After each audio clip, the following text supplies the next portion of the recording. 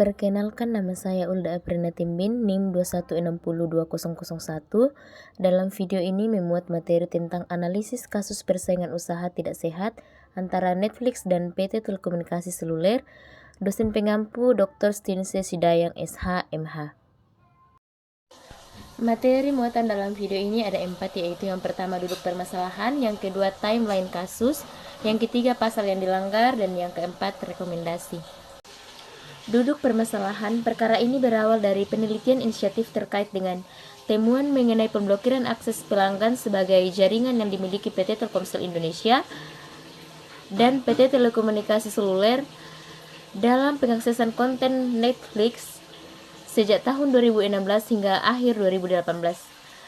Temuan ini dilanjutkan ke tahapan penyelidikan dan persidangan dengan nomor perkara nomor 8 garing KPPU 01 garing 2020 tentang praktek diskriminasi PT Telkomsel Indonesia dan PT Telekomunikasi Seluler terkait penyediaan layanan akses internet provider.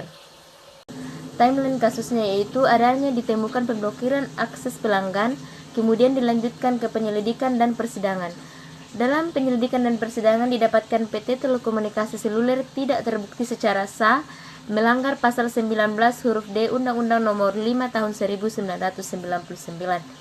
Atas perbuatan pemblokiran ini diduga melanggar ketentuan pasal 19 huruf D Undang-Undang Nomor 5 Tahun 1999 tentang larangan praktek monopoli dan persaingan usaha tidak sehat, di mana pasal ini berbunyi sebagai berikut: pelaku usaha dilarang melakukan satu atau beberapa kegiatan, baik sendiri maupun bersama pelaku usaha lain, yang dapat mengakibatkan terjadinya praktek monopoli dan atau persaingan usaha tidak sehat, berupa dengan melakukan praktek diskriminasi terhadap pelaku usaha tertentu. Pasal ini mencangkup praktek diskriminasi yang dilakukan secara sendiri oleh pelaku usaha maupun kegiatan yang dilakukan secara bersama-sama dengan pelaku usaha lain. Praktek diskriminasi sendiri adalah kegiatan menghambat atau bertentangan dengan prinsip persaingan usaha yang tidak sehat. Tindakan yang menghambat atau bertentangan dengan persaingan usaha tidak sehat berdasarkan pasal 19 huruf D tersebut dapat berupa diskriminasi harga maupun non-harga.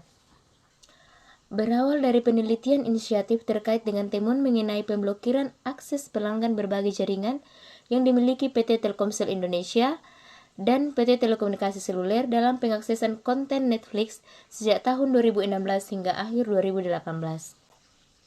Temuan tersebut dilanjutkan ke tahapan penyelidikan dan persidangan dengan nomor perkara nomor 08 garing KPPU I garing 2020 tentang dugaan praktek diskriminasi PT Telekomunikasi Indonesia dan PT Telekomunikasi Seluler terhadap Netflix terkait penyediaan layanan akses internet provider.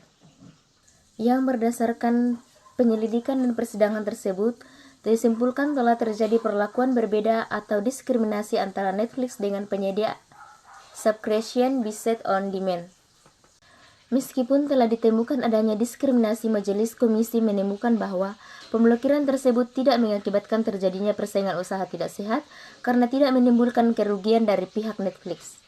Dengan demikian, berdasarkan berbagai fakta, analisis, dan kesimpulan pada masa persidangan, diputuskan bahwa PT Telekomunikasi Indonesia dan PT Telekomunikasi Seluler tidak terbukti secara sah dan meyakinkan melanggar pasal 19 huruf D Undang-Undang Nomor 5 Tahun 1999 tentang larangan praktek monopoli dan persaingan usaha tidak sehat.